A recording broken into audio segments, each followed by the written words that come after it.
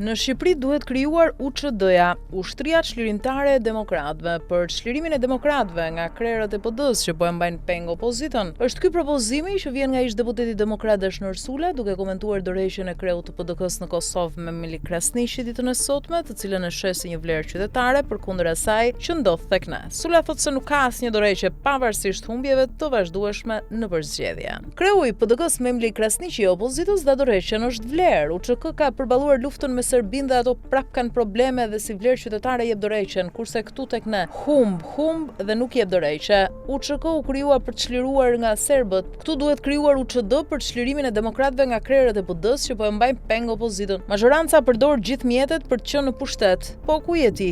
Nëse i demoralizon e nuk gjall shpresë, duhet kesh kartën e moralitetit. U shpreh Sula.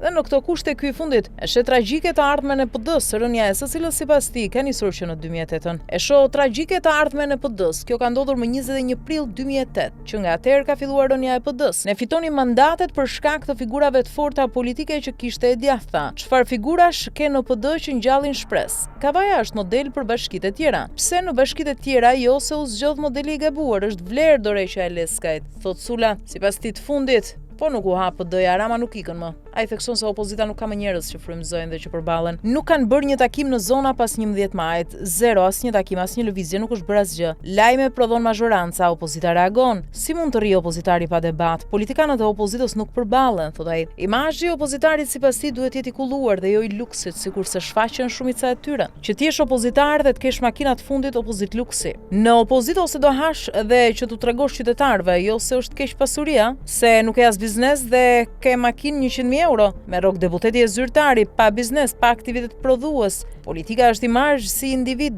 dhe si forcë politike. Nëse ke imazh të rënuar dhe je korruptuar, ti nuk frymëzon se je sfidanti. Sfidanti duhet jetë i kulluar, diamante, kundërta e kundërshtarit politik. Unë deri më sot jam i pa korruptuar, kështu duhet të dalësh para qytetarëve, përfundon Sula.